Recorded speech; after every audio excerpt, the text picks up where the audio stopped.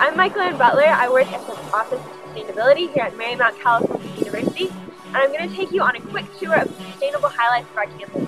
Today we're starting out in the center of campus, Chapel Circle, where we've got Mary watching out for us, but we've also got a lot of native plants. This represents our campus-wide move towards California natives. They support our local species like the Palos blue butterfly. They use less water, but they're also just really beautiful. So without further ado, we're going to make a move towards the heart of our program, the Office of Sustainability, and talk to our fearless leader, Kathleen Talbot.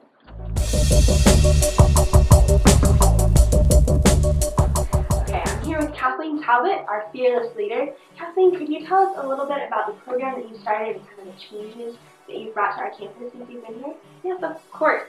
So I direct the Office of Sustainability, which is it's actually still pretty young. It's in its infancy. It's been around for about 3 semesters, a year and a half. And when I was hired, the administration asked me to create a culture of sustainability on campus. So that's a tall order. It can mean a lot of different things. We've done our best to truly embrace that challenge and see sustainability integrated throughout the campus, throughout the operations and the student experience. So a few examples of that, we do sustainability integration in the classroom. So we work with students, we work with faculty to think about what courses are being taught, how they're being taught. Is sustainability really a framework for how we look at problems and challenges, how we look at potential for student research and capstone presentations and the whole deal. We also work with faculty so that they feel equipped to do that. So that's pretty exciting, and we've been able to see a lot of growth in our sustainability curriculum in the last year.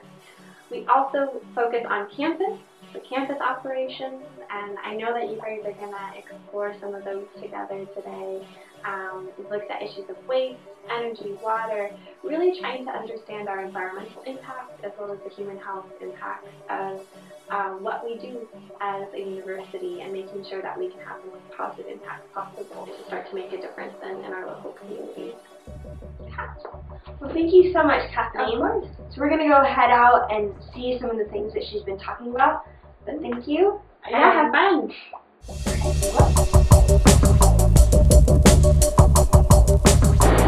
So here we are in the cafe. This is where our students get their breakfast, lunch, and dinner. And we think it's really important that our sustainability efforts start right here. Cafe staff has been really supportive in helping us reduce our food waste and expand our local and organic selection. They source some of their food from our very own garden, and they've also gone trayless. They've gone styrofoam free. This helps us expand our eco-train network, which means that our students are able to take their food in a sustainable plastic container, and they're helping us to always innovate and move forward in new ways. Now we're going to head to our student center and see what students are up to on a day-to-day basis. So here we are at the student center. This is where a ton of our students come to chill between classes.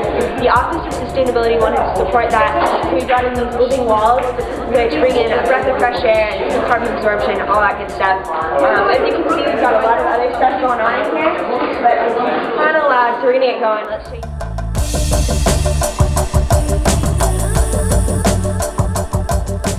So we're headed back outside, but I wanted to take you guys to Cecilia Hall. This is where most of the action happens. A lot of our classes are library, but what we're most excited about are booths, our hydration stations. We just installed them this year.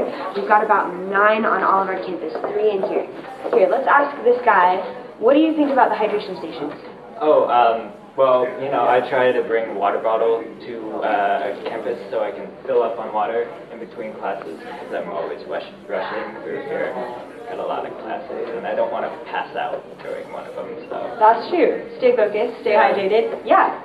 Anyways, how many bottles have you diverted from the landfill? That's a good question. I think it was 58,000 last time I checked. 58,000? Yeah. That's quite a lot. Good job. Thanks. We're pretty stoked. Anyways, I gotta go to class. Alright, we'll let you go. We gotta go outside. Have a good one. You too. Alright, so now we're headed out. Looks like it's a little foggy, but I think we'll be okay. Alright, so that you wouldn't know it from this parking lot that we just came through, we've actually saved the best and last. I'm taking you right now to Marymount's garden, which was just started this year, and we're really stoked about it. It's called the GROW Project, Garden for Restoration, Outreach, and Wellness.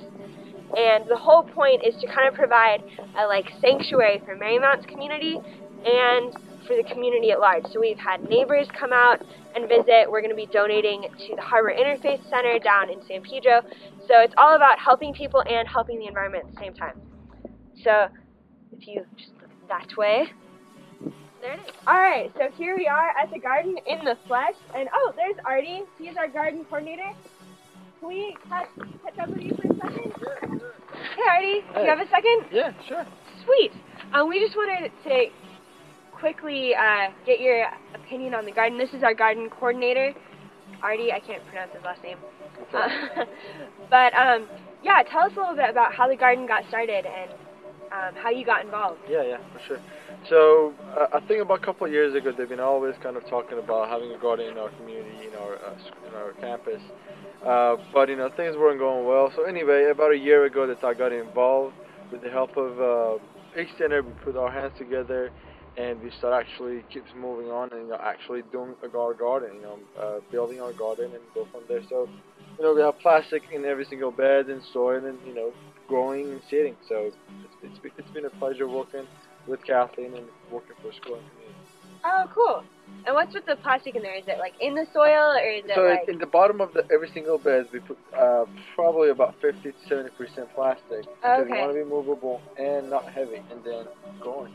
Wow, that's awesome. Yeah. What's coming next for the garden? Yeah, so the next summer, we put our next living wall over there and trees. Gorgeous. We're moving on with those. But the next big one will be the native nursery that we're going to have. That's cool. going to help us a lot with not have to water a lot. Having all those great animals to come back to our community. Yeah. And it's gonna be good. I'm really excited for it. Me too. Yeah. So what he's talking about is native plant nursery. We just got a grant and we're really excited to kind of expand the native plants. We have several beds already, but we're doing even more in the next couple of years. So thank you so much, Artie. No problem. I'll see you around. See you around.